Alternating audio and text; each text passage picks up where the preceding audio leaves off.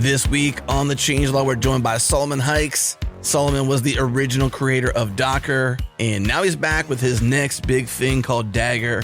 By the way, we are users of Dagger. We use it in production, so check out our code base if you want to see how it works. On today's show, Solomon takes us back to the Docker days, what it was like to be on that 10-year journey, his transition from Docker to his next big thing, Dagger. He also shares his path to get to today with Dagger, this community-led growth model they're running, their extreme focus on open source and community. Of course, we talk about how Dagger works, and we also bring in Kelsey Hightower to help us explain things.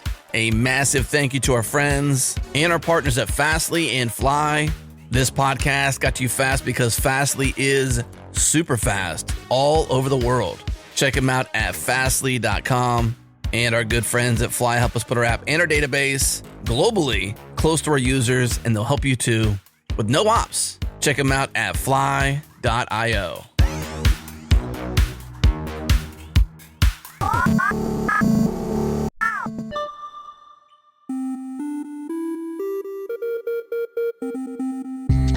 Well, I'm here with Richard Moot, the API design lead for all of Square, and we're talking about the GraphQL API that is now in open alpha, looking for feedback. So, Richard, what's the story with this API?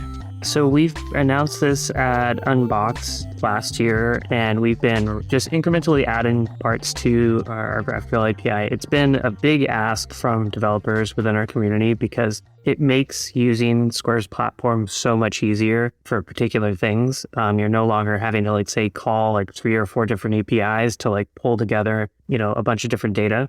And so we've just been trying to learn more and more how developers are planning on using this and making sure that we get this right before we actually transition to the next phase in its release. So you have the Orders API out there, the Catalog API, the Customers API, the Merchants API, the Payments API, the Refunds API, and the Inventory API out there. And you also have the GraphQL Explorer out there. Tell me, what are you expecting from developers? What feedback do you want? What are your expectations? I think our expectations is to find out all the different ways that you're using it and that we can make it better for you. I mean, right now, we've gotten really good feedback. We have, as soon as I announced the update to our docs that we recently did, the very first question that I got on Twitter from someone was when is this going out of alpha? And so we're really happy to see that. But we also are still wanting to hear from developers. You're implementing this, you're trying to build something. What is causing you angst? Is it issues with constraints around query depths or a number of queries?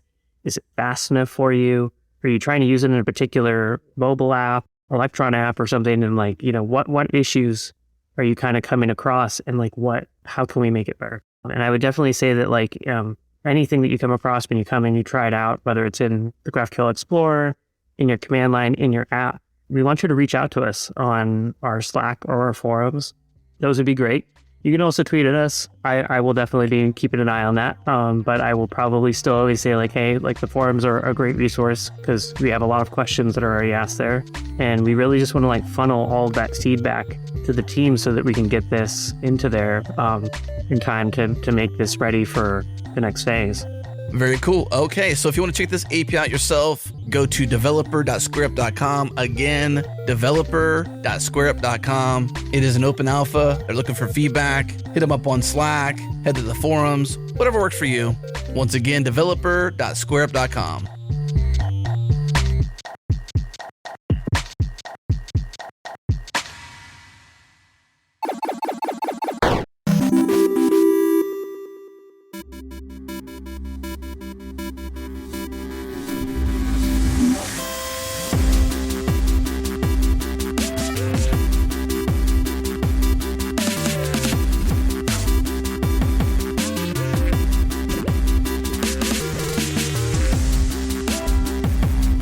How many game-changing ideas can one person actually have?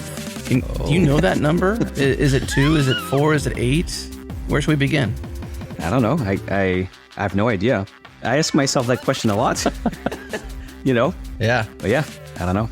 No idea. You think you got another one on your hands here? I mean, this is your second act. Oh, yeah, totally. Yeah. So at least 2, right?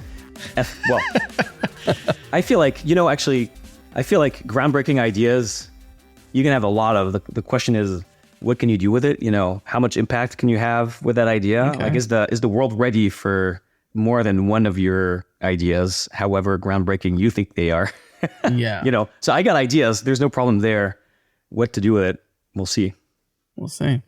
The last time we talked to you at length was in your Docker days, I believe, right? Like, I mean, well, you've been on Ship It. You've shared some of your Dagger story there. We're going to act as if some of that didn't happen, not all of it. So definitely go listen to that. We'll link it up in the show notes. But Jared and I want to spin our own version of that here and hear, you know, this story arc essentially from changing the way DevOps works with Docker to now attempting to do it again, or a version of it again with Dagger. I mean, how do you feel about Docker these days? What's your stance on it? Are you still rooting for them? Where you at? Docker, oh yeah, totally, yeah, rooting for Docker all the way. I mean, you know, there was a period of time where I think everyone was worried that it might not make it as a company. Mm-hmm. And of course I left. But now, I mean, it's doing well again. And I think for the right reasons. Like, it's now finally, Docker is finally focusing on the stuff that matters. And now, you know, kind of rebuilding from there, which is exactly what they should be doing. Have you ever shared why you left, or versions of why you left, or the public version of why you left? Well, yeah, there's a public version. I've read a blog post. Mm-hmm. It's not that different from the private version. I mean, it's complicated, but the short version that goes, I think, closest to the heart of the matter is I was very tired, and it was 10 years in for me, and a lot happened in those 10 years. I went through a lot, you know, personally and professionally. And yeah, you know, whatever. I'm sure that something happened, a sequence of events happened that were the last straw at that particular time. But really, I was just tired, ready to take a break, you know? Yeah. Can you speak to the struggle of that, like the 10-year journey and just the game-changing, like I said, how many game-changing ideas can one person actually have? That's actually a line from Silicon Valley, which I love. Which I did not catch. But it's true, you know? And so that was a game-changing idea. Docker very much changed pretty much everything for deploying applications. You know, it's the way, you know, and it still is the way, despite the company, you know, struggles and now non-struggle.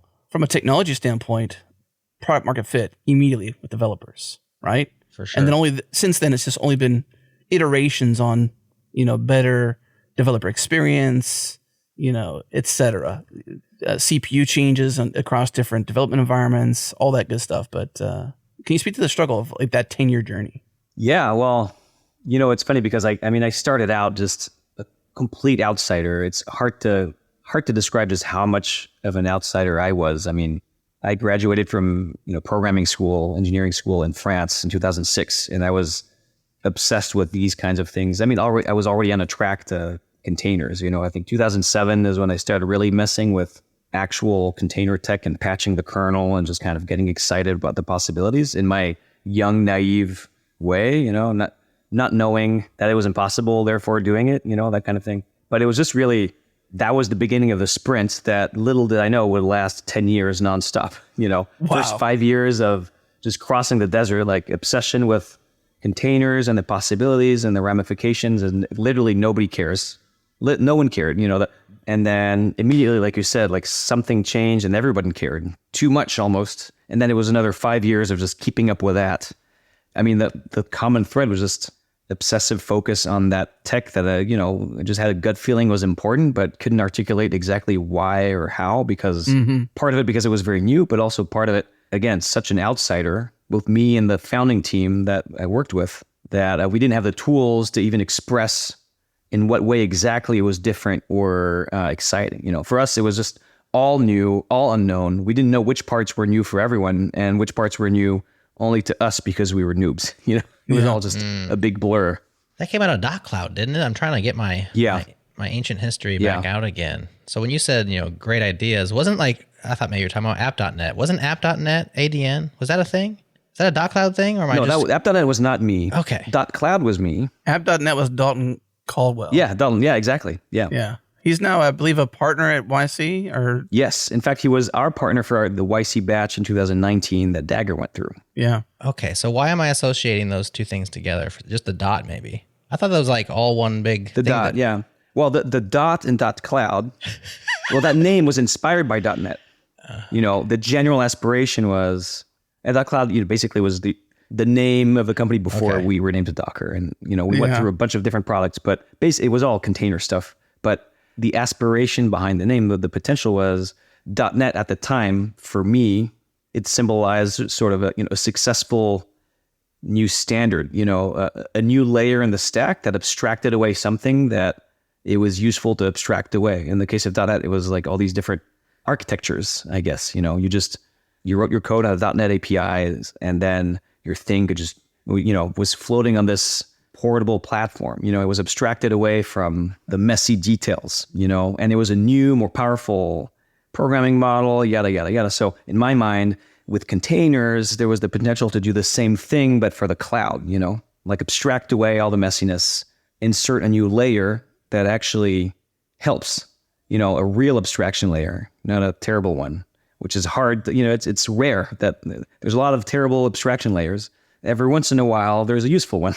Yeah. And it felt like, okay, containers could be that, and that's really the core of when people say containers already existed before Docker, blah, blah, blah. Right. Yeah. So that's the thing that did not exist. No one was thinking of them as an additional layer. It was a spectrum of virtualization. You had the heavyweight VMs, and then you had the lightweight VMs, but everyone thought of them as you choose one, it's a trade-off, but it's still like a machine virtualized for sysadmins, and then the application people do things on top, and that's it.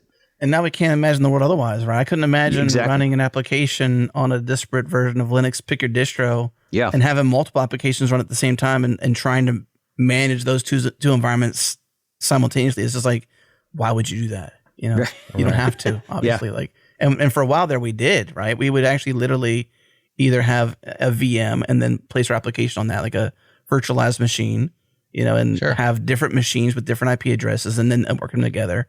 You still have networking, but then you have it at the Docker layer, a shared mesh network. And you can even do that in Docker Compose and create networks. It's like, that's how it should have been. So thank you for those 5 long, hard years and the 10-year journey. Because, if you didn't have that curiosity and you weren't willing to chase it, we wouldn't have Docker today. So thank you. Well, I appreciate it. I feel like these good ideas, when they're ripe, someone would have figured it out in a different way. We were getting there. We were really close. In fact, you know what? The core Docker community, I think one of the sparks when we open sourced it, and we started shopping this idea of open sourcing it, because that's what the pivot was. .cloud was basically a Heroku competitor. It was same container tech, but bundled it to this big monolithic platform they had to sign up for. And we had customers, but there was a lot of hoops to jump through. And then we started talking to a few hardcore container people who got it. They were already developing their own container-based thing. So that was kind of a really tight-knit group of people. People who worked at Heroku and other places. Started showing them this prototype of just spitting out the core container tech in a way that you could use it yourself and build stuff yourself. And that core community, it was all people who were following some sort of a parallel track. So for sure, let's say I'm not there, the .cloud crew is not there, then one of them would have figured it out. But what happened is we figured it out together anyway, because they joined the Docker community and we built Docker together. Some of them actually shut down their own kind of early prototypes of something that looked kind of similar. Right. Others were thinking about it but never got around to it. And then there was the repo, I'm going to go join this crew. So it was like a motley crew of open source people. Yeah. And that was really when it started becoming an emerging standard, right? Because the whole point of Docker is that you got to standardize it. You got to get everyone to agree to use it. Otherwise, it's pointless. It could be technically brilliant. It doesn't matter.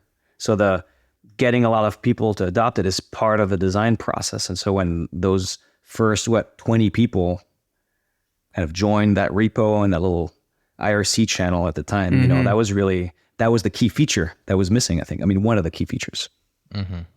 There's a phenomenon, I think, it's called multiple discovery, I think, or simultaneous invention. Right. And you're kind of speaking to it. Not necessarily what happened in your case, but you're saying like somebody else probably would have discovered this, It was definitely, you could tell it was in the air. You could tell. It was bubbling. Yeah. Yeah. It's kind of a cool thing where like independent groups at the same sort of general time are all kind of in the same thought space and tend to land on either side of a discovery somewhat close to each other. So yes, we may have had something like Docker had you not done what you did, but nonetheless, you did what you did, and now it's here, and we're all much better off for it, right? So that's why we say thank you. He just took all that credit right back, Solomon. Jeez. I just gave you all this credit, and he's like just taking it right back. No, I'll take the credit, but it's really an interesting topic because it's tied to why Docker actually succeeded. We identified that and captured it too. That there's a community. I mean, the word community is really important for Docker, and what you just said, that phenomenon, that led to the kernel of a community, basically. Right, and isn't that kind of like lightning in a bottle to a certain extent? I mean, I guess you're discovering if that's true or not now with Dagger, because you kind of want to do the same thing, at least with the community again. You want to do that again, but in a different area. And can you just repeat? Can you put it on repeat like you can your favorite song? That's something I think about a lot, and we talk about a lot with my co-founders, right? Who, by the way, were part of the founding team. They were the earliest employees at .cloud and lived through the pivot to Docker with me, and then. So we shared quite a bit of that journey. Yeah. And so we talk about that a lot, A lot of time together. I mean, all things being equal, would we love to go through the same magical moment where the whole world decides our thing is the thing? Yeah, who wouldn't? Right. But do we want to build, if you're building a new thing, do you want to make that a condition of your success? No. Right. You can't rely on it, so you don't want it to be a condition. Can't rely on it. Yeah. There's a whole topic. I mean, I'm happy to go into it, but our process at Dagger of sort of managing that and setting expectations and just finding our own path, but also not discarding all these useful lessons from, just the most defining professional experience of our lifetime. It just kind of defined us professionally. There's so much to learn. So you want to mind that, but you also want to forge your own path. So we've started out going in a very different direction.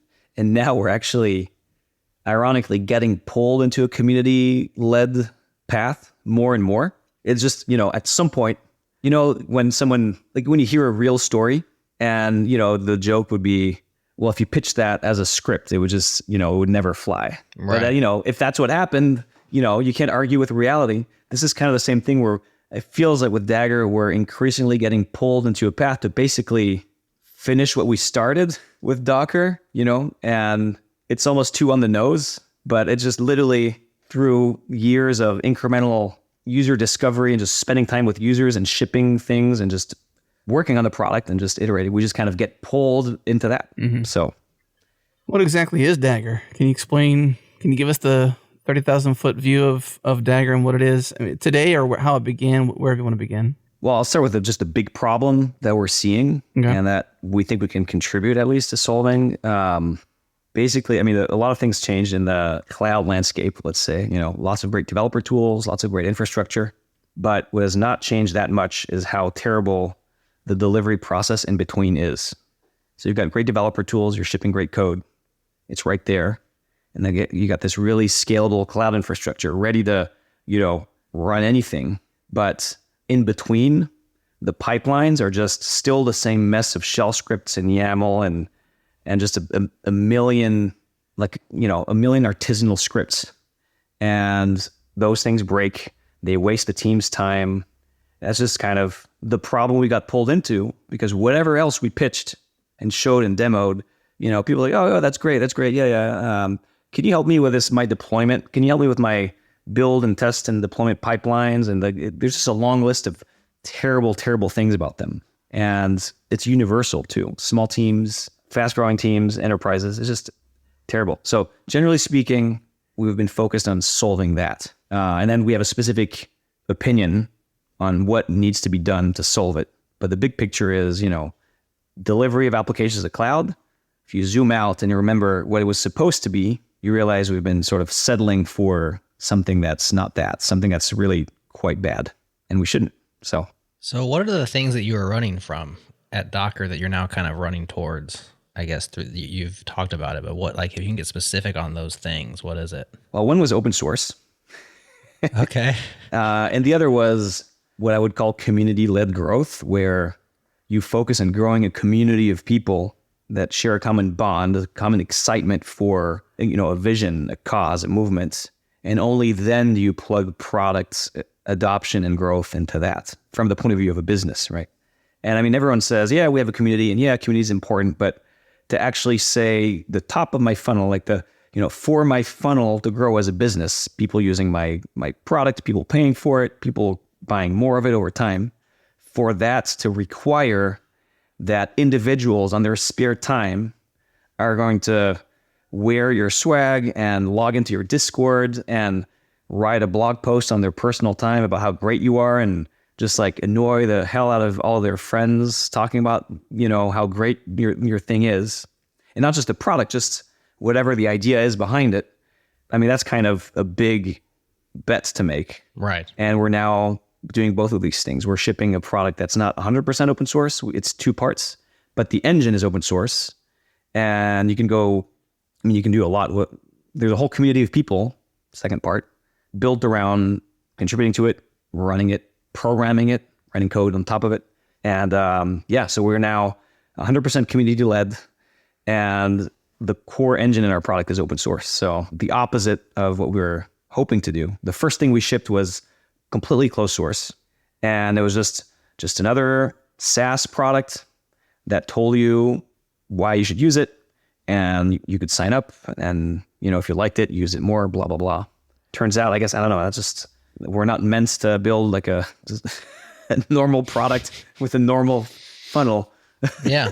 I kind of wish we were, because it sounds simpler, but I don't know. It just never seems to happen. So there's so much, so many more variables in this direction, right? Like if you could just go make a good product, be proprietary, and have value, and say, here's my price for this value, and you use the software and you scale your user base, and you get the value. It said that's somewhat the easy button. With this path, there's so many more variables, because you can go down roads community wise, have an amazing time, but like you said at the end, it may not be that valuable of a thing. You may chase the wrong rabbit hole, so to speak. Yeah, exactly. Which is exactly why we didn't start there. Right. And we're being pulled into it, over years. I mean, we started working on this 4 years ago now. And, at the beginning it was just tinkering, prototyping. We were in no rush. But I mean, we've been working quite seriously on it for several years. Do you have investors? We do.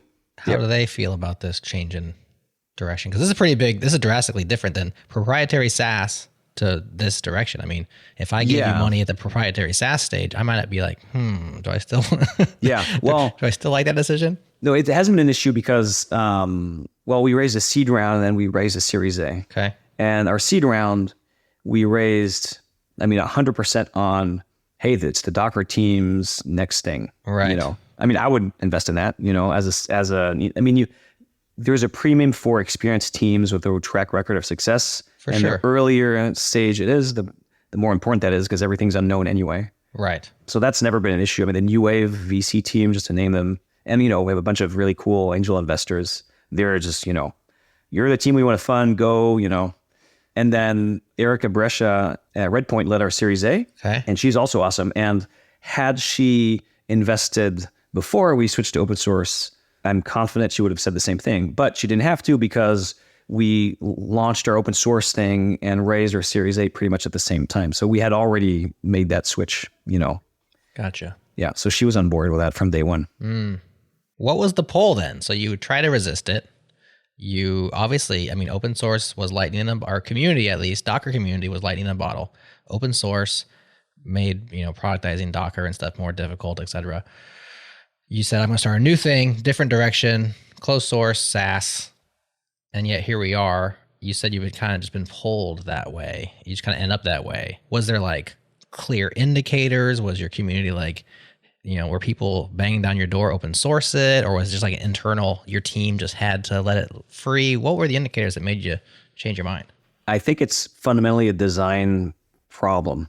We just spend enough time focused on the problem we want to solve, which again is application delivery is terrible. And then we really just spend enough time focused on why and how to fix it. Like, what's the fundamental thing that has to change? How come no one's fixed it? How many hundreds of startups and big tech products are there that aspire to improve application delivery? There's so many, and many of them are awesome, and I'm casting a really wide net here, but Heroku remains awesome. All the HashiCorp tools, all these CI platforms, you know what I mean? There's a lot of tools. And so why is it still terrible? And so we kind of just hone in on that problem and look for, okay, what's the fundamental thing that still not solved and that we can solve? And we got an answer. And from that answer, then everything else flows, okay, what's the required solution? How do you design it? What components does it need? And just to summarize, the reason it's terrible is because it's fragmented, because there's no unified platform underlying it where you can actually connect all the pieces. There's no such thing. Right. So you basically need, we call it the DevOps operating system internally. There's a million slide decks, okay, that have this aspiration. It's easy to say, oh, we're going to roll all that stuff up and we're just going to unify it under one platform. Of course, everyone thinks they're going to do that. But you two know, I'm sure, just how many have actually tried, and they've all failed. Right. Because they're doing it wrong, and we're so smart, we're going to do it better. That's, of course, yeah. I'm going to say that. But I think it boils down to, even with .cloud, we tried also the PaaS. That's what PaaS was about. The platform that you just run all the stuff on, and it failed because it just became one more one more silo in the notion of silos. I think really the core of the problem is you got to think of it as a software problem. Think of your whole software supply chain as a really complicated application. It's a factory that ships your stuff that's made of code. Someone's going to run it and improve it. And that's a programming problem. So if you want to be a platform, you got to be an operating system. That's the only real platform there is, something you can actually write code for. Windows is a platform. iOS is a platform. Heroku is not a platform. And neither was .cloud, because you can't write code for it. So you need to be able to program all of that. So from there, that means you need some sort of an API that can somehow cover that breadth of functionality, right? All these pipelines. And from there, you need SDKs, developer resources, you need developer communities, you need an ecosystem of code for your platform and the means to exchange it. You basically need a whole, it's an operating system play. Those are really hard. And back to your question, if this is really an operating system play, we're trying to take the whole software supply chain, all of it, and somehow make it programmable and give you the OS to program it and run it, which is an ambitious thing to do. The key to an operating system's success is the number of developers writing original code for it. That's the only thing that matters. So you need an ecosystem of code. And in there's code that can do amazing things that no one else has because it only works on your platform. Right. And then you have possibly a hit on your hands, But so how do you bootstrap that? Well, you got to do a lot of things, right?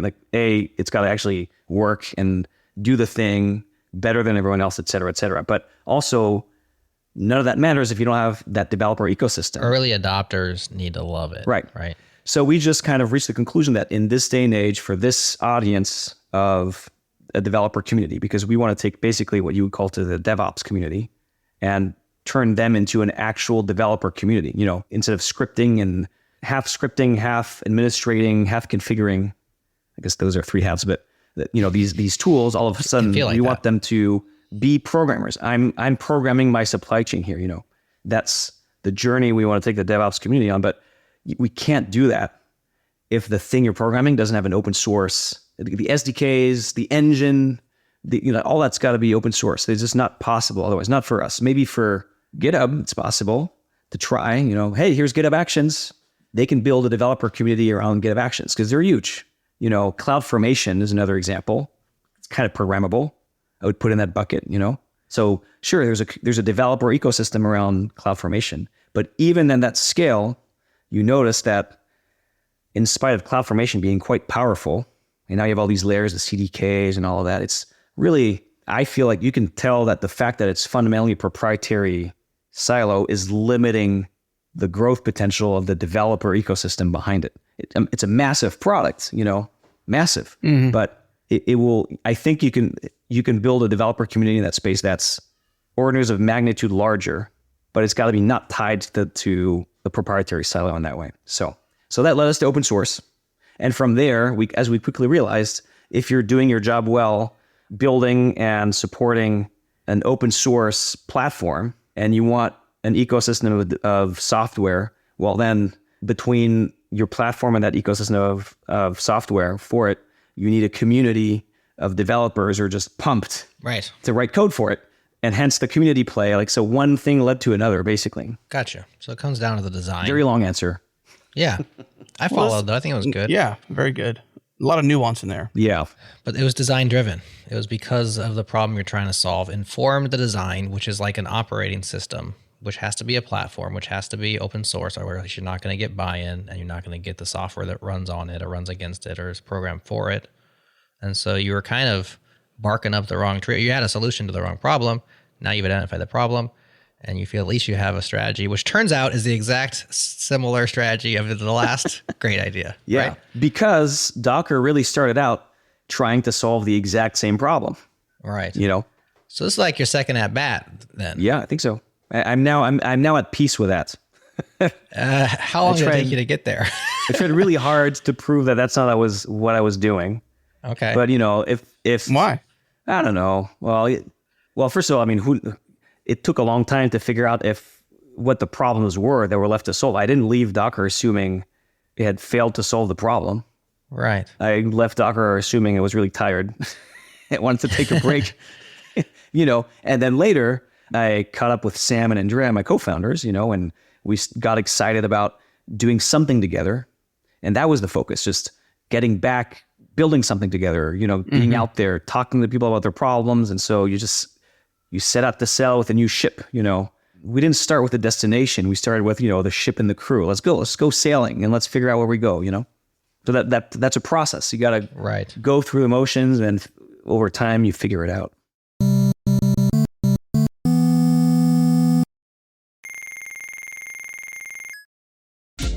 This episode is brought to you by Passbolt. It is time for a new password manager. This time, security first, open source, and with radical privacy. Passbolt is trusted by 15,000 worldwide companies, universities, startups, and many others. You could use it on-prem for total control or use their cloud service.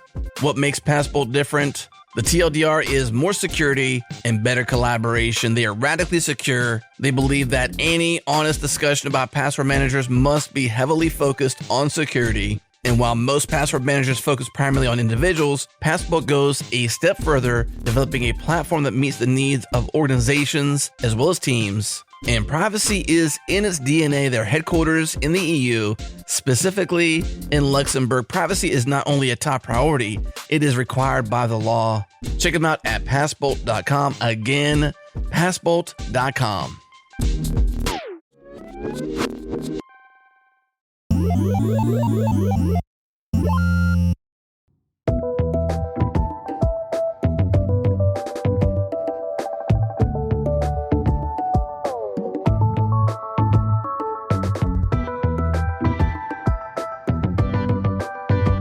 I guess to a certain degree, you have to kind of admit that you failed the first time around too, right? Like you don't take a second swing if you hit the home run the first time. Now, maybe personally, right. Financially, you hit the home run, but like in terms of solving the problem, you know, second at bat means I struck out to a certain, or you know, maybe I hit a blooper to left field, they caught it. Yeah, I think, well, there's two things there.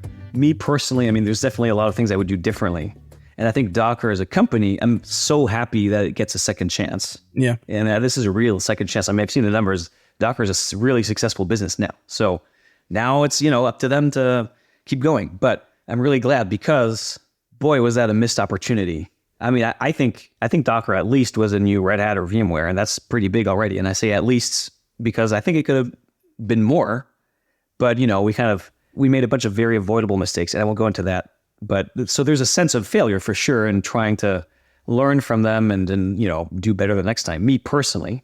Sure.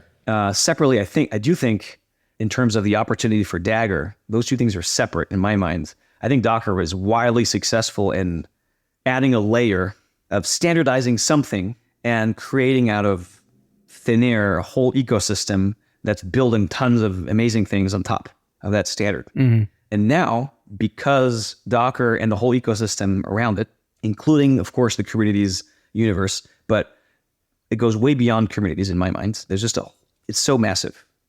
Now, all these opportunities appear to solve the next stage of the problem. That's how I think about it. And Dagger is entirely built on containers. So it's 100% impossible that Dagger would exist if Docker didn't pave the way first. So really, for me, it's like finishing what we started, you know, Yeah. Yeah.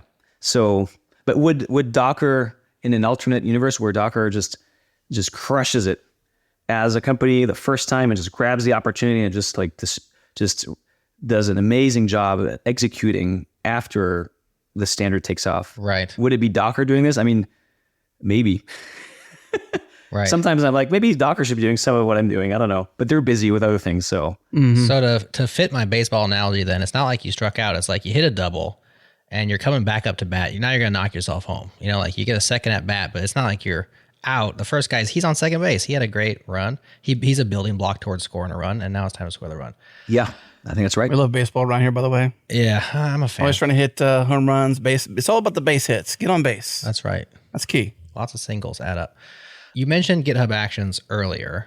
Is GitHub Actions, is it a competitor to Dagger? Do they work together? I mean, because I know that we are using Dagger because our friend Gerhard and our president SRE and the host of Ship It and on our Kaizens, he's a Dagger guy.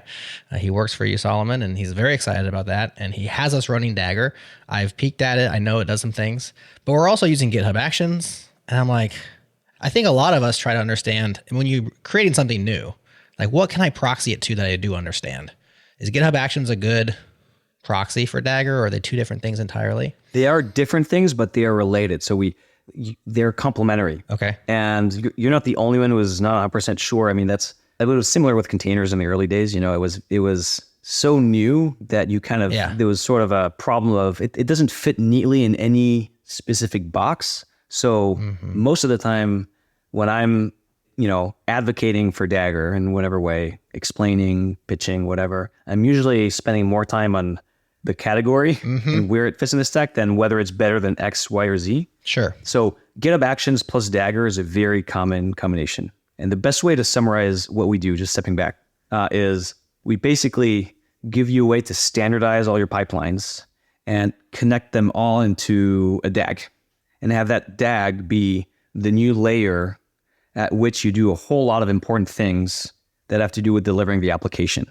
Like orchestrating and managing your builds and your tests and your deployments and all the other workflows that are involved that usually happen across several different environments. The developer's local environment, the ML team's local environment, the CI environment, the production environment. Those environments are like silos. And the problem is your DAG really needs to connect all of them because there are dependencies, right? Step back, demystify DAG. DAG 101, just for the uninitiated. Yeah, a DAG is a data structure, really. It's a graph of interconnected nodes where data flows in one direction. So the best analogy is a factory. Like picture the workstations and the conveyor belts of a factory. That structure is a DAG. Turns out a DAG is a great way to model lots of things. It's a great way to model the layout of a factory. It's also a great way to model the layout of basically your software factory, and zooming out, the whole supply chain interconnecting your factories between them. So it's just a construct. It's a way to model, but turns out is a really powerful one. And so Dagger, basically, we use it as a verb. Actually, you take an environment, say your dev environment where these pipelines run, where you automate these tasks, and you Daggerize it. And then you take your CI environments and you Daggerize it. And you've basically, what you do is you package all the pieces up into containers, and then you interconnect those containers into a DAG. So you describe how they're related, which container sends data to what container, and you end up with a full model of all the possible paths through running a build, deploying. So now you look at that and you can see, oh, I see what are the possible things to do in this environment. Oh, I can build these 3 different artifacts, and I can run these 4 different kinds of test suites, and I can deploy to these 2 different things. And each of those steps are, they can be configured in this way or that way. And here's the flow of data between all of them.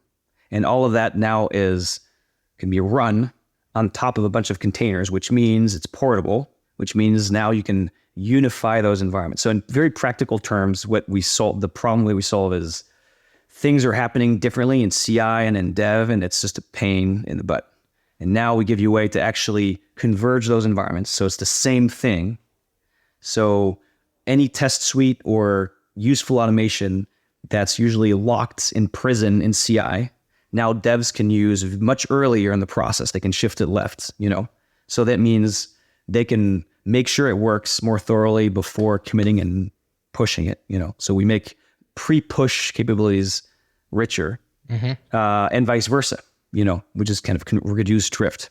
Okay. So this is where you need a community, because the whole thing is, I realize this is the opposite of a neat product pitch that you can just put in a landing page and say, yeah, click, buy it. This is not something you can just in 10 seconds decide, oh, this is what I want, I'm going to buy it. So you need a community of people like Gerhardt who at some point they've ran into the problem and they figure it out on their own. Okay, this is really in the weeds, but this is exactly what I was going to do anyway. So let me go ahead and try it out. And also let me go and join the Discord, because this is something I'm passionate about. And I want to just hang out with other people who are also, and maybe I can help them. We can help each other. So that's what leads you down the path to community-led, because it is a niche problem that we solve, for a pretty niche audience of people, DevOps engineers. Oh, and all this runs on GitHub Actions, right? It's compatible with these. So the connection, like GitHub Actions would like trigger Dagger to do its thing, right? Exactly. Yeah. Because right now your CI environments, what versions of what tools to run in what sequence, all of that, it's configured it's trapped in a GitHub Actions specific proprietary configuration. Right. And so we basically, when you Daggerize that environment, you free it from that prison. And it's now declared in a completely portable way. Right. It's declared as code, so you can script it and do whatever you want with it.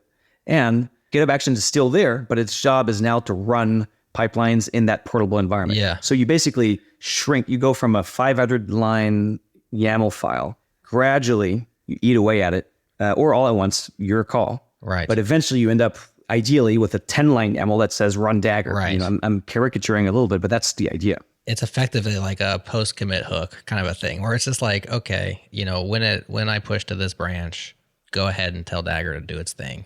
And it becomes this just like trigger functionality at the end of the day. Okay. So it's really that it's running on containers, so it can run anywhere, which people like. And it's also scriptable. Like, so there's an API. So all the behavior is expressed in code in the language of your choice with a bunch of SDKs. That's the other big draw.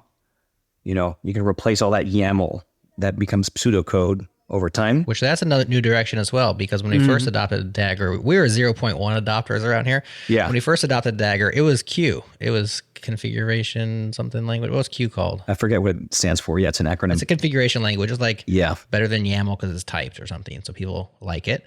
But it's a YAML-esque configuration thing. And now it's not. Now it's like, have at it. You can write Golang. You can write TypeScript. Yeah, that's exactly right. So we launched a year ago, a little bit over a year ago, and you had this DAG engine, so that an engine that enables what I described. You can Daggerize your environment, package it up in containers, describe the layout between the containers, and then it's scriptable and portable, etc. Great, but you have to write all that new code, those scripts in this obscure new configuration language. That's like HCL or like a much better YAML. I mean, that's the Q community will hate me for saying that, but it's in that category of languages. It's declarative. It's just a very powerful declarative language. It's a next generation configuration language. And honestly, it's awesome. It's very powerful. The only problem is that it's new, and people generally don't love new. Learning a new language is just a high barrier of entry, specifically in the context of these pipelines and the environments where the pipelines run. If our pitch is basically, hey, get rid of all that terrible YAML that only works in one place. Now it's scriptable, and it's containers, and it's scriptable. And then we add, and it's scriptable with this other thing that's kind of like YAML, except it's newer and you don't know it. Right. It's kind of a bait and switch. So that's the feedback we got. It's kind of a side grade. And people wanted it so bad. We had a pretty massive cohort of people run through it and use it, join the Discord, ask questions. We had a solid 6 months process here where a lot of people flocked to this product when we launched it.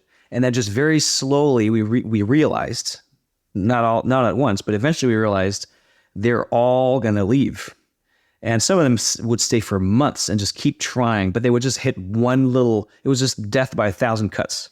And we didn't realize it, but we kind of got dragged into a tar pit that would just slow us down more and more. We were kind of getting dragged down by all this friction. And some of it was just how we used Q.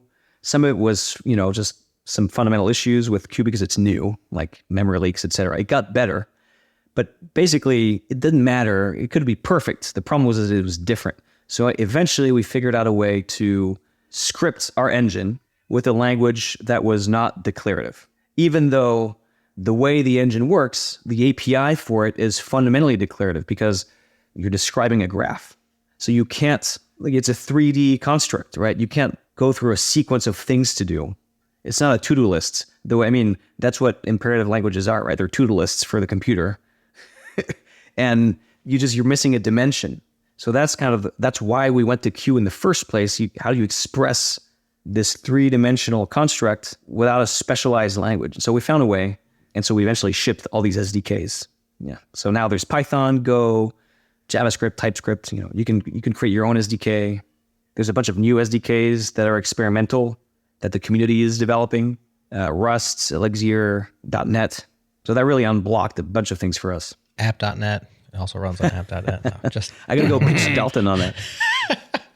Trying to work that back in there somewhere. Yeah, so that's cool. I mean, our stuff is written in Go, but we're an Elixir app, so it'd be cool to be able to unify, on a language like that. Does that mean, obviously those languages are all Turing complete, but are they like they're not generating the Q-lang, they're generating something else at the end of the day. No, that we consider that, we explored that path, but Q-lang doesn't like being generated, basically.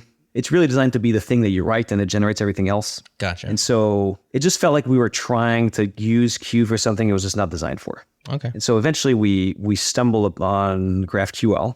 And so the Dagger engine has an API. Okay.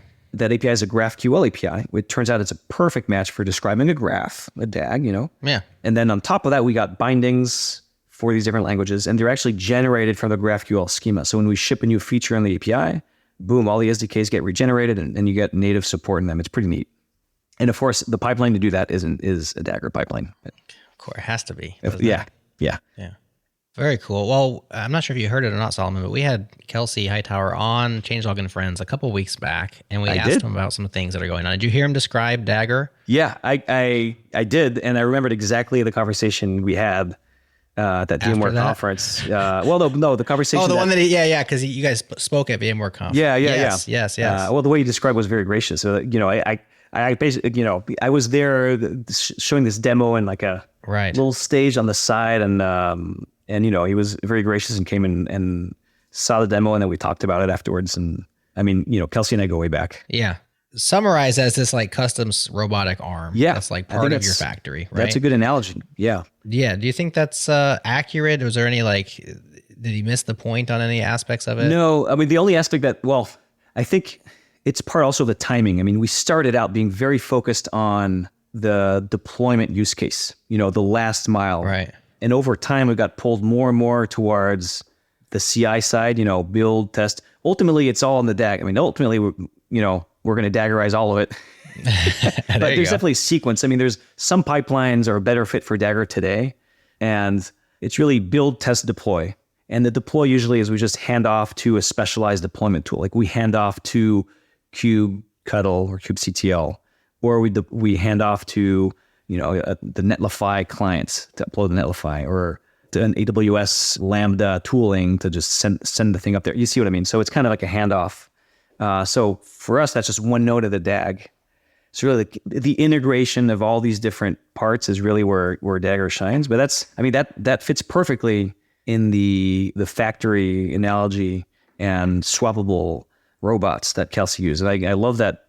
I love that analogy. And I mean, I talked about factories before. It's a useful tool to kind of simplify what we're working on. Okay, what problem, big picture, what problem are we solving here? If Docker solved the shipping problem, you need a standardized box to ship things around. We're solving the manufacturing problem.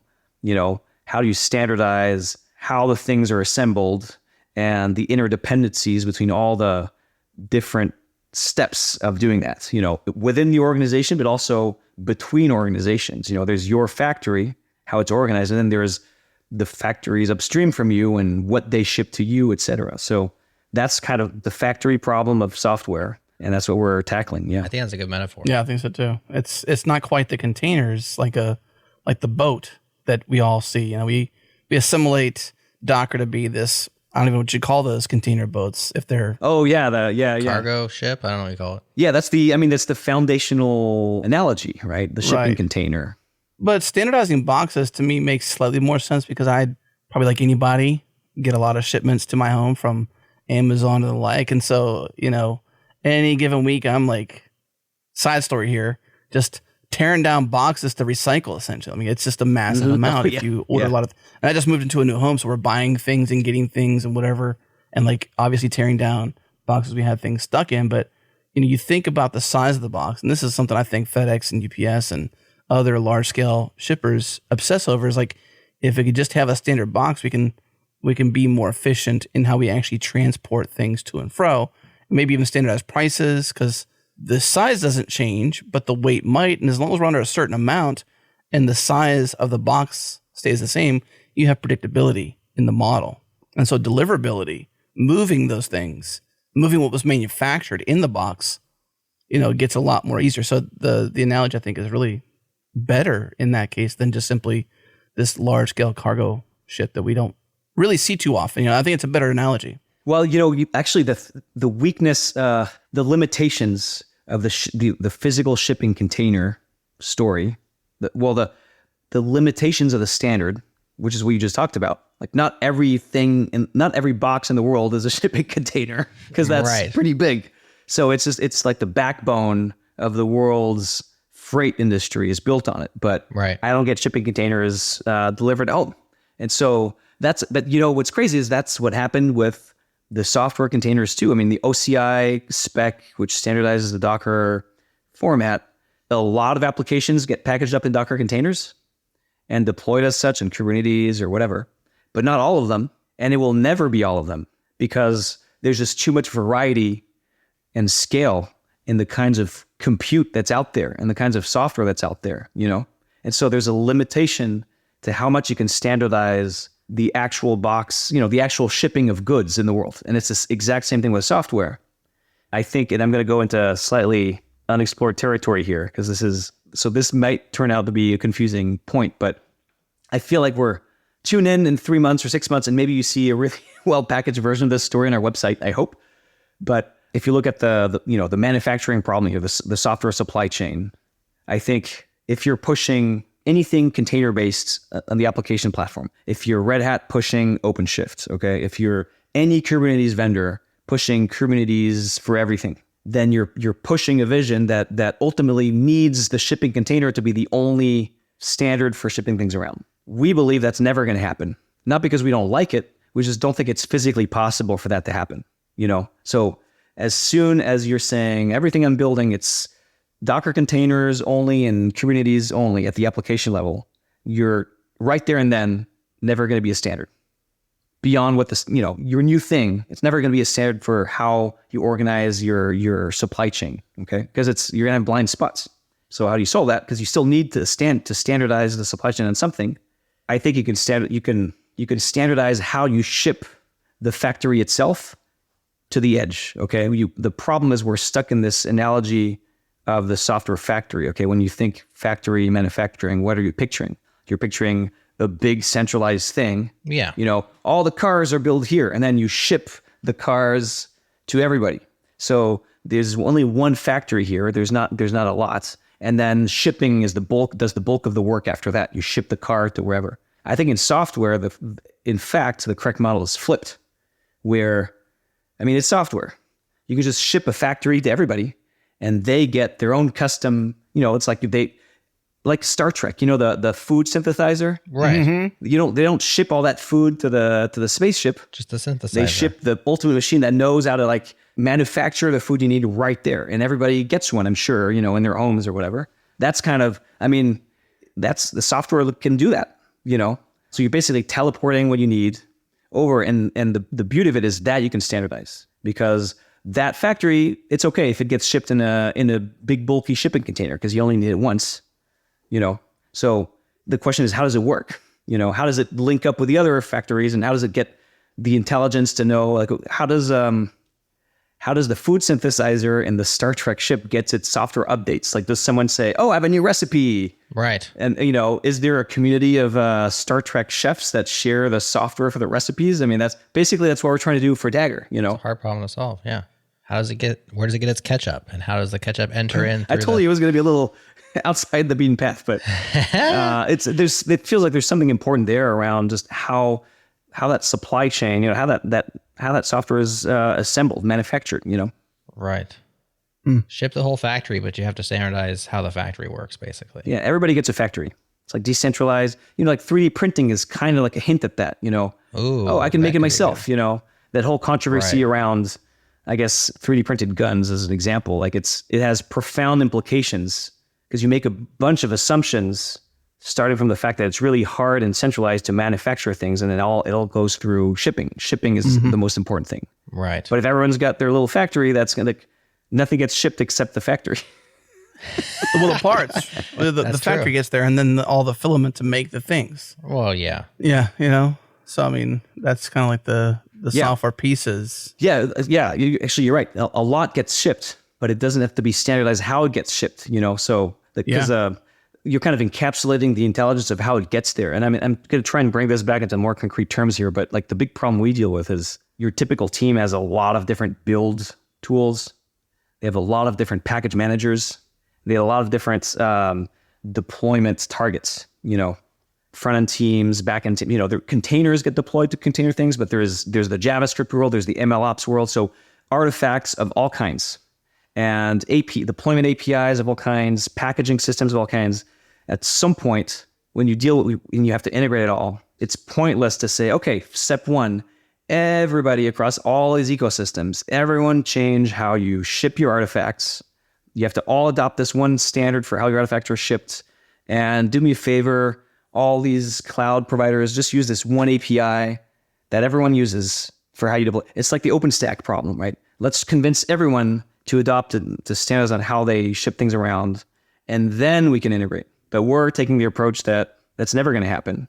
So if instead you just let each endpoint just do whatever the hell they want in the back end, and we just worry about standardizing how they fit together in this factory locally, you basically have the customized arm. I think this is where Kelsey's argument, where his statement was like, exactly. That's exactly Dagger is. I'm paraphrasing. It's a customized robotic arm in my factory. What you're saying is you want to be able to give everybody the ability to have their own customized factory, not just the arm itself, but literally the entire factory. And no matter where your artifacts come from, you can put it together at endpoint, at edge, wherever you need to put it at. Exactly. It's really about which part is customizable infinitely and which part is standardized strictly. And it's really about where do you draw that line of where the standard should be. And with this robotic arm analogy, this factory analogy, we're just moving the standardization point at a different place, because it's still, at the end, it's a standard Dagger factory. Yeah. It's just that each robot in it, I should just use Kelsey's analogies to start with. I mean, always just use Kelsey's analogies. That's what I've learned in my life. CI/CD is kind of like when you go get Jenkins or any of the kind of prepackaged solutions that are out there. It's almost like buying or using someone else's factory, right? They tell you, these are the only cars we can build at this factory. We're fitted for these things. So if you're going to build something, it has to be within these parameters, and we can build 1 million of them for you. But these are the parameters. That's all you get. Dagger feels like the ability to create custom robotic arms. Like when you go look at a Tesla factory, you can't make a F-150 in a Tesla factory. You can only make the cars that Tesla makes in that factory. And so Dagger is kind of like this idea of whatever complex step you have. It could be deploying something to a server. I think what Dagger gives you is the ability to create that custom robot for that one step. Would you use Dagger to run the build command? No, it's overkill. You could put it in there, but that's like kind of a solved problem. So just use your standard conveyor belt to get the base of the car to this arm. But that arm is going to be really customized, right? You want it to work a certain way. And so I think what Dagger gives people to do is if you look at your whole factory, let's say you're using Jenkins, you still could use Dagger as part of the inner loop. So, hey, Jenkins, you do the checkout from GitHub. You do the build, you do the packaging. But when it comes to like deploying to Kubernetes across 6 regions and the load balancer updating Cloudflare and busting the cache on something like Alchemy, I ain't trying to articulate that in a bunch of bash scripts. I also don't want anyone else trying to do that 5 times throughout the organization. So what we're going to do is we're going to use Dagger to build this custom robot, give it an API, and then Dagger as a atomic unit. When I look at my Jenkins pipeline, this 5th step is Dagger. Get rid of the 25 bash scripts. Throw the Dagger robot in for dealing with Kubernetes. Throw the Dagger robot in there for dealing with Amazon Lambda. And so I think if Dagger is going to be successful, just like what they did with like Docker images and like having those kind of be ready to go units, I don't know if they really thought about it this way, but this is how I expressed that I thought about it. You got to think about Dagger as these customized units of robots. And if they're shareable, so if I come to a company and say, hey, what is the best way to deploy to AWS Lambda, IAM, load balancer, the whole 9, and do rolling updates? Oh man, that can be challenging. So Dagger already kind of gives you some if, then, do this kind of primitives out of the box. It gives you enough feedback loops so that you can integrate with a Jenkins, like a higher reporting tool, something that has a UI that can decide when things go and when things don't go. So man, if I could just reuse those in an organization to say, yo, to me, Dagger is a last mile technology that allows people to do all of that customization that Bash is not equipped for. That's the way I think Dagger will add value to the world and tools like it. Let me try and connect those two analogies because I was talking about shipping versus manufacturing and where you standardize. Right. And Kelsey's describing the robotic arm in the factory. And the factory analogy is perfect because it's about manufacturing software. Where shipping comes in is maybe that robotic arm, if it's really customizable any way I want it, that means maybe that robotic arm, maybe it's soldering, okay? So it needs supplies to solder, right? Where do these supplies come from? Maybe that arm has an incredible tech and it could you hook up a cable and it's connected to this worldwide network of, that just brings the required material straight to the arm. We don't have to standardize how to package up that particular material to get into the robotic arm. It just does whatever it wants in the back end. The important thing is I can always connect it to the standardized conveyor belt and, it's going to fit. And the operator will have a standardized display somewhere just, that's red or green to say it works or not. So the front end to the team operating it has to be standardized at some level. But how it does its thing, including shipping artifacts around to the outside world and from, how it gets its credentials, how it communicates over the network, none of that needs to be standardized by us. Okay. I think I follow. Let's simplify. Let's get back to brass tacks, which is a saying that I down to brass tacks. I'm not sure what that means. Let's get down to brass tacks. I think that's where we pay each other money or something, but let's not do that part. Let's get back to basics. Like, let's imagine me, a developer, with an application. Let's pick a pretty typical, let's go like a 12-factor web app, right? I've got a front end. I've got a server-side API. I've got a database. And I want to bundle that up into a factory and ship that factory somewhere with Dagger. But all I have right now is a repo with the code in it and some sort of command I can run that executes that code. What do I do from there? Daggerize that sucker. Well, the starting point of Dagger is you always have something. Okay. And then you can Daggerize that something. So, I thought I had something. Well, you have something. That's what I'm saying. Okay. Thank you. You're never starting from zero. Right. I have an app. It runs like if you run this command, my app will compile and it'll run. Yeah. On my machine. And so you're saying it's not live anywhere yet? No, it's on my computer. I have it in a repo. Maybe it's on GitHub in a private repo. So what happens at that point is someone, maybe you or someone else, needs to make a bunch of decisions on how that application is going to be delivered, right? Like maybe you're going to say, well, this is a really simple app, so we're just going to go for Heroku for now, or one of the 10,000 Heroku competitors now, right? Right. And that's it. That's basically it. It's never really completely it. That's maybe that's what I would do. I would do that. That's 90% of it. Right. And the remaining 10%, maybe there's going to be a makefile, an NPM script if it's a JavaScript app, or a rake file if it's Ruby. So there's a little bit of scripting and automation, so that's basically your version 1 of your very own software factory. You got those pipelines hooked up. They're very simple.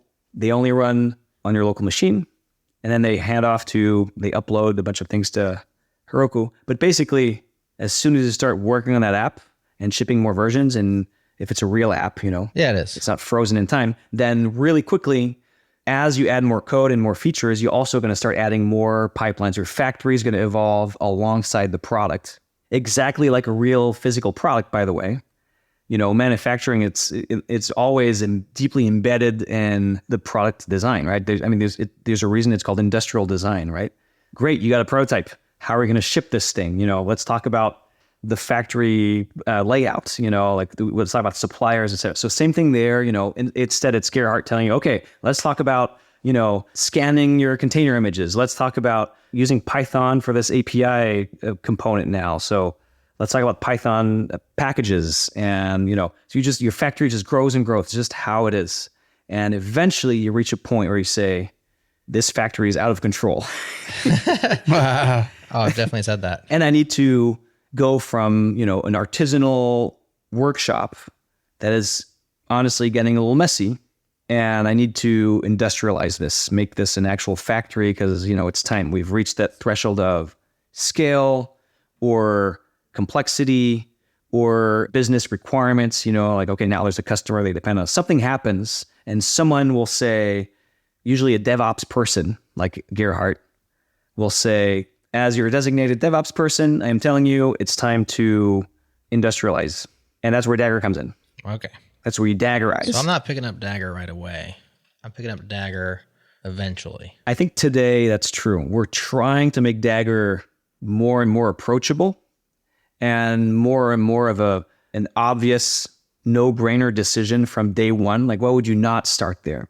As of today, that's not the case. I'm hoping that in 6 months, it'll be different. By the way, the same thing happened with Docker. Yeah. It was a long journey swimming upstream, making Docker gradually more and more accessible to developers on day one. Mm-hmm. And we got there eventually. So I think the same thing will happen. Eventually you'll say, well, it's, might as well just start here. It's all easy and everything. You have this ready to go sample factory, Right. So in 6 months, I might tell you, well, Jared, the way you get started is you install the Dagger CLI. Right. You select one of the 10,000 ready to use environments. You said Ruby on Rails, Postgres, so search for that. You'll find it. Type one command, boom, you're in business. That's the answer in 6 months. That's more what I was expecting you to say this time. Well, yeah. Fair enough. No, fair enough. It's just where it is. Is that what you're working on then? This CLI and this magic behind the scenes? Because you said 6 months. Oh yeah. There's a specific project that's happening. That's not very far away. Yeah. When I have no idea when it's going to happen, I say 12 months. When internally we're like, this is totally going to be ready next month, I say 6 months. Okay, cool. That's good. So it's in motion is the point. It's in motion. I'm not trying to hold you to a line, but just, it's in motion. This is something you're doing. No, it's in motion. We're at the phase where we're deeply uncomfortable showing demos because it's so rough and early, but we do it anyway. So actually we showed a rough prototype to our community at last week's community call. So it's on our YouTube channel. You can find it. Okay. But, this is it's inside baseball still at this point. Like if you're not hanging on our Discord and kind of in the know, you're going to see it and be like, okay, this is a science project. But that's how we start everything. So, but yeah, things are definitely in motion. Cool. So who's your ideal community member today? Somebody who's in DevOps already? Maybe they're running a bunch of systems. Yeah, I think someone who either is or aspires to be what I would call a platform engineer. I feel like that's becoming a controversial term, but someone who's the DevOps person and uses code to automate what they're doing, or aspires to use code to automate what they're doing, as opposed to purely clicking and writing a bunch of YAML. There's an evolution in the role where at some point it becomes a real engineering function. That's part of industrializing this whole thing. And anyone who's either doing that today and looking for better tools, or aspires to do it and isn't sure where to start, should join our Discord today and immediately see how people doing it every day talk, what they're doing, and they're kind of converging around the Dagger community. Yeah. An interesting place to be for sure. Daggernauts, by the way. We call them Daggernauts. Daggernauts? Daggernauts, like astronauts. Daggernauts. Yeah. Okay, that's better than Daggernauts. Yeah, Daggernauts is good. I think that's a cool place to be because I can tell, especially as this mirrors now to a certain extent the Docker story, this is the time to be involved, and if this thing is going to take off like a rocket ship, be part of it. Early community members, there's just so much opportunity and so much you can contribute to that, right? Because it's easy contributors time. Maybe you can speak a little bit to the contribution, maybe policy or ecosystem, because it's difficult. You said you're like 100% community growth led. I'm sure as a product owner, that's challenging because like you have ideas, they have ideas. Do they always jive? Like if I hop into the community, like how does it work? It's actually, that part is not really a problem today. I mean, there's always tension, between the power users and the people building the product. And so that's healthy. And open source just means there's a more tangible way to resolve the tension because the power user can open a pull request. Say, this is exactly what I mean. The difference with, I think, what you're picturing of like your typical CNCF project, let's say, where community is very different. I would call that actually an ecosystem. Okay. What's the distinction? Well, the distinction for me is that our community is defined by a shared vision and a shared excitement about specifically the Dagger brand and the product behind it and using it. So it's all power users or aspiring power users. It's not a bunch of different companies that have different interests, different motivations, maybe are competitors, but happen to collaborate on a well-defined piece of tech. That does not meet my definition of community. I'm saying other people can do what they want, but what we call our community is different, right? Right. With Docker, we learned that the hard way because a lot of people said the community, talking about our community. So we allowed others to define what our community was and wasn't. And usually it was in the shape of competitors who were not excited about our brands, didn't have a shared vision with us. We're not particularly rooting for our success as a company. We're not using our product, but they did want to collaborate on a shared piece of tech, which is completely legitimate. But that's an ecosystem. Eventually, we spun out some separate open source projects and donated them to CNCF so that, that ecosystem had a place to go. And so if there's Containerd, there's Run C, the OCI spec, et cetera. Is that a community? Yeah, sure, maybe. But the Docker community, really the core of it, which we realized, are Docker users. Mostly they're developers and DevOps people, less so infrastructure folks. I think the infrastructure community either actively hated or just generally resisted adoption of Docker for good reasons, because it was kind of designed to kind of bypass them. And it was not designed, primarily for them. And it's something new and unstable, and who's going to be on the hook to fix it, at 4 a.m, of course. It's not going to be the developer, right? So what I mean is we realized over time that the Docker community is a community of developers. And so over time, which is kind of, in fact, the tension was internally, was that it was hard to kind of reconcile everyone at Docker that was true. And there were just a lot of possible paths to take. Anyway, in our case, when we have tension with the community, it's users saying, this is broken. Could you fix it? Or could you prioritize things? Or we bike shed a lot on the design of the next API thing, but we kind of turn it to positive thing. Like we have this private joke that, bike shedding is healthy, you bike shed once a day, and it's all done in good spirits. So it's a lot of fun. There's really no room for like let's say Red Hat decided, Dagger is awesome. I'm going to build OpenShift 4 on it, and I'm going to say, I'm going to support, the Dagger. I'm going to be the Dagger corporate sponsor. Well, there's no place really to do that. It's just not the right place to do it. So the other half of this is that we've tried to design the commercial parts of this product into the overall experience early so that it's clear to everybody what's open source and what's not, what's free to use and what's not. And it's sort of organic as opposed to later it becomes a source of stress and confusion. We're trying really hard to do that early. Would you describe it as open core? Honestly, I don't know because I don't understand what the boundaries of open core are, but I guess roughly yes, I would say yes. I mean, the engine is open source. The SDKs are open source. The CLI is open source. So you have everything you need to go and develop and run these pipelines. You can Daggerize to your heart's content, 100% open source. What happens is then when you run these pipelines in a CI environment, usually, it's a bunch of machines, in a data center somewhere, then you need a control plane because you have a bunch of engines running pipelines in parallel. You need to coordinate, you need to monitor them. They need to share cache. Caching is a huge part of what makes Dagger great because everything's cached by default. It's a property of the DAG. So everything becomes way faster very quickly compared to old school pipelines. but there's a data sharing element. So you need to coordinate that, the distribution of the cache data. And then, you just want a place to see what's going on, visualize on the web interface your DAG, and then troubleshoot, collaborate, things like that. So all that is in this commercial product that we're building. We started rolling it out in the early access, but it's not launched yet. But it's a pretty natural line. Basically, it's purely product design driven. For any given feature, we just ask, what's the best user experience? Where does it make sense to put there? Should it be in an individual engine running on an individual machine? Or should it be a globally shared cloud service? Like literally, how does it work better? And whatever the answer is, that's where it goes, and that's it. So there's really, so far, fingers crossed, it's pretty aligned. And I think, we'll see where it goes from there. The test will be, one day will be big enough that a big company will come in and say, I want to sell my own Dagger control plane, and here's a pull request to add, a plugin support so everyone can swap out their control plane, and you better merge it, or I'm going to blog about you and say you're mean. I'm going to say, thank you for your pull request, but it's denied, and you're free to fork, but you call it something else, So we have a very open copyright stance, it's like a very open license, a real open source license, but we have a very strict trademark policy. Which, by the way, that's the Red Hat model. Right. So Dagger, the open source project, has to use Dagger, the service. No, it works without it. It's optional. In production, like in a production CI setup, it'll be faster. It probably will not meet your criteria for a production deployment without it.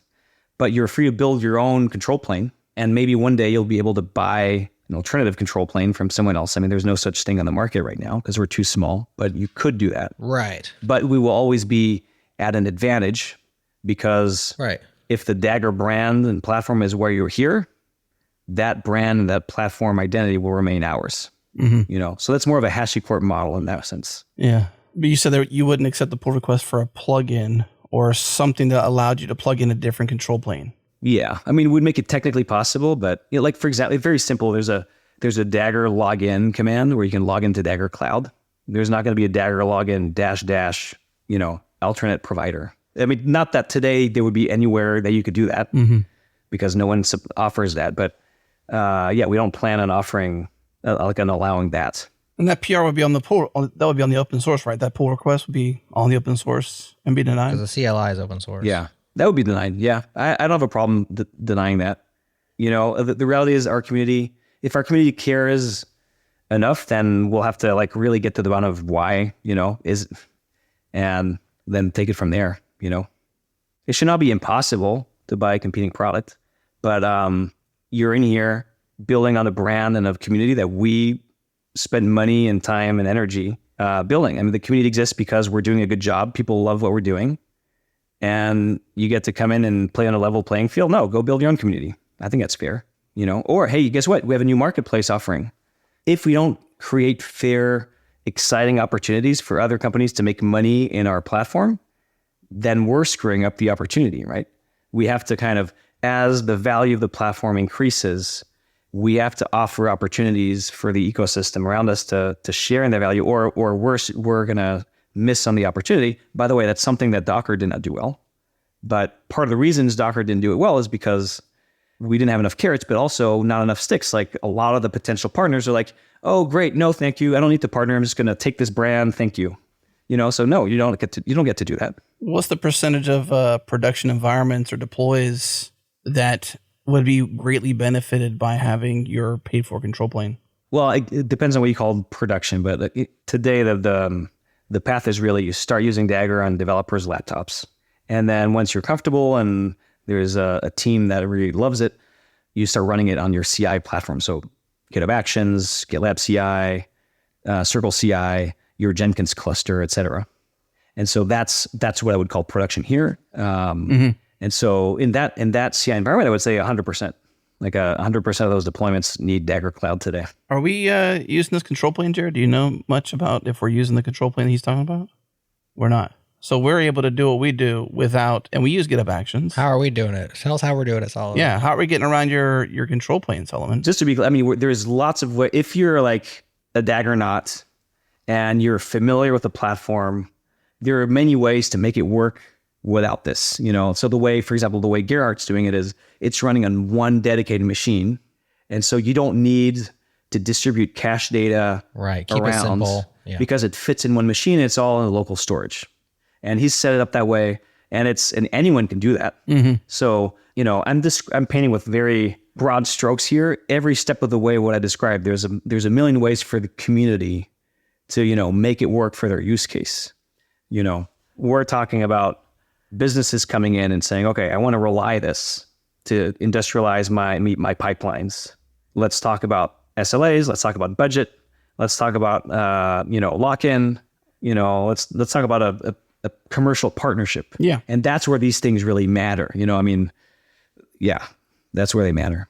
I think our questions are more like parameters or more like boundaries. What's the boundary of, come be part of the community as you described it, give you all feedback, be, excited about where you're going, have that shared vision, how can they, freely adopt all the ideas you're doing? And at what point do they have to convert to any sort of paid scenario to leverage and use the tool is all we're trying to map out. Yeah. What that boundary is. It's purely, when you need to run it at scale and you need this control plane running alongside it. Right. And that's the boundary of our commercial offering. So that, for example, we don't have an hosted version of our engine that is somehow better. We don't sell compute at all. We don't have an enterprise version of the engine or add-ons to the engine that make it better. None of that. So all of that is open in the truest possible sense. So it is very open. I've been focusing on what's been on my mind was where we insert ourselves. Sure. And making sure that's solid. Right. But day to day, I'm sure 99% of Daggernauts even today are not aware of any paid offering because it's not on our website.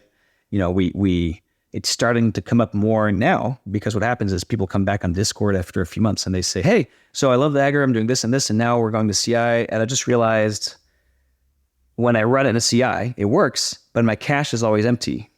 Or it's frequently empty because the machines are ephemeral. So the local cache goes away. Hey, I'm just wondering if there are solutions to that. And we say, yes, there are hacks here and a commercial product we're building that will solve exactly that. Would you like to talk about it? And it all happens very naturally. Well, that's a downfall, I suppose, of the early Docker model. To go back to Docker, it was enterprise, it was salesperson driven. It was very much not bottoms up, it was top down.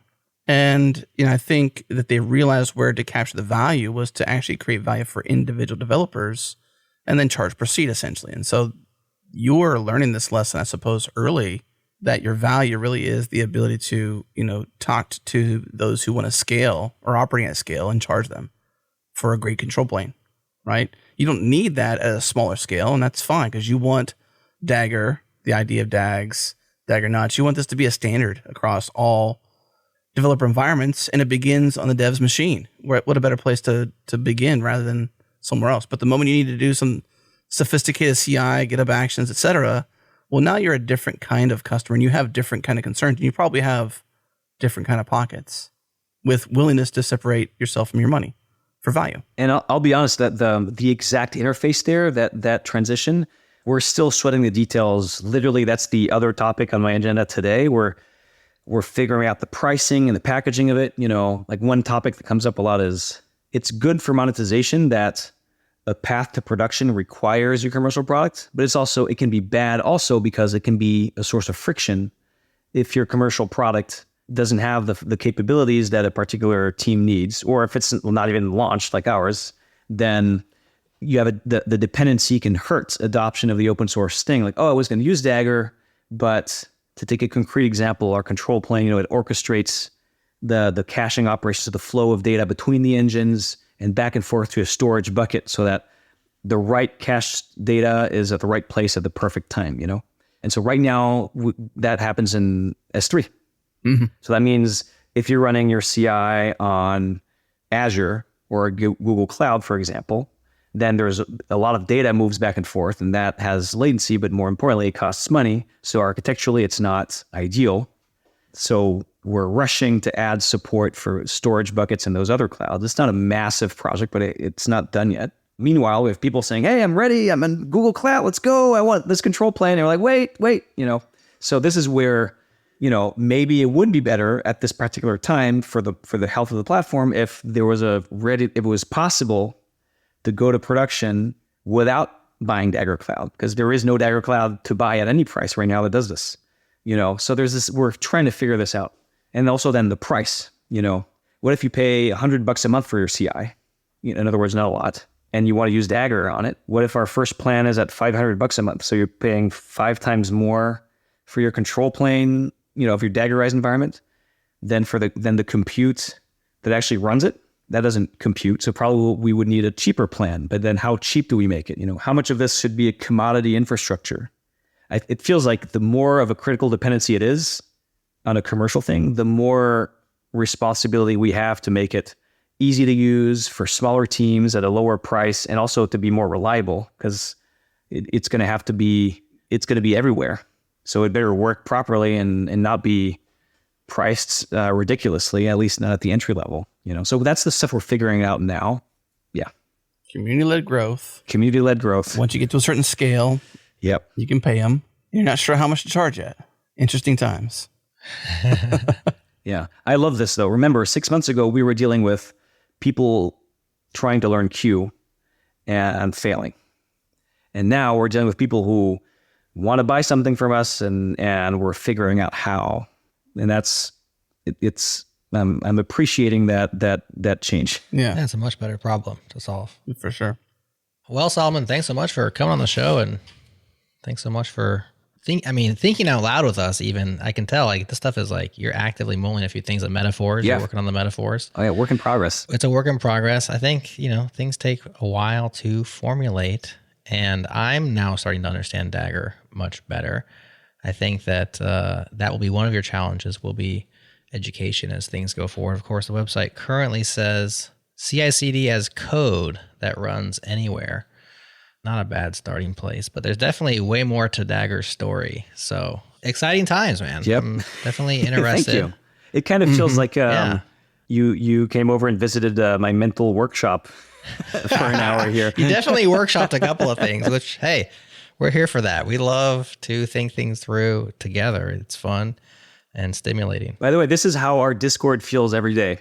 That this is basically what we're doing with our Daggernauts all the time. We have all these discussions openly, and it's really fun. I really enjoy it.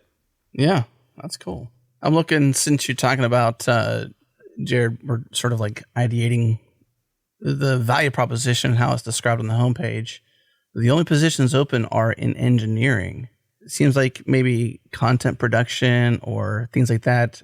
Could be, the educational front, of things, which is all content, really. I agree.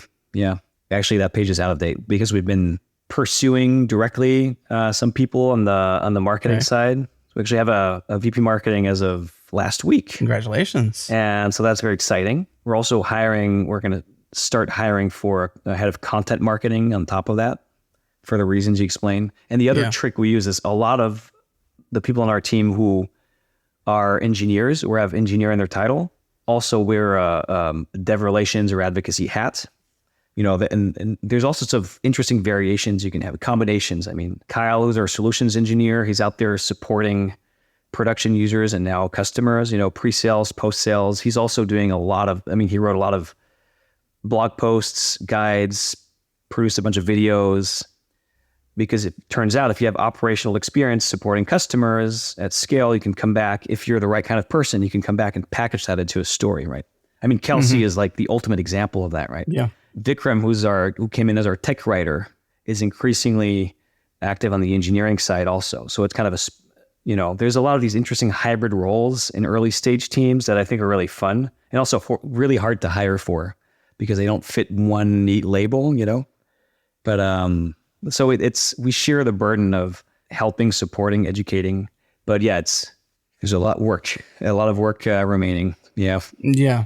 Well, the number one question they have there is, what the heck is this thing? Tell me what that thing is. And I think, part of this workshopping we did was, finding the right analogy, how to describe that analogy. And like, even when you talked about the boxes and the, standardized boxes, like that started to make more sense to me, and how it was a factory and what's inside the box is what Dagger made, essentially. That all began to piece together for me. That's half the battle when you're starting to innovate on the edge like you are. You cannot describe what it is because it's not quite defined yet, you know? You know, we just passed a milestone. I was just writing our investor update, and we count the number of pieces of content that were created, blog posts or videos basically about Dagger. And for the first time, our community of Daggernauts produced more than we did. Wow. And I think that basically sums up our strategy for this. We're going to get better at telling the story, but it's just such a complicated and nuanced story that our website will never capture the full story. It's going to get better, just to be clear, but we're very dependent on our community taking that story and packaging it in their own words for their own audience, and then going out there and telling it. Mm-hmm. And that's been the number one way we've grown and seen new users come in, is through these early Daggernauts. They go out there and they make the story their own, and then more Daggernauts show up, and then so we're trying to enable them as much as possible to fill the gaps in our own storytelling, because at least they got it. So let them tell it, maybe better than us, or more tailored to their audience. Yeah.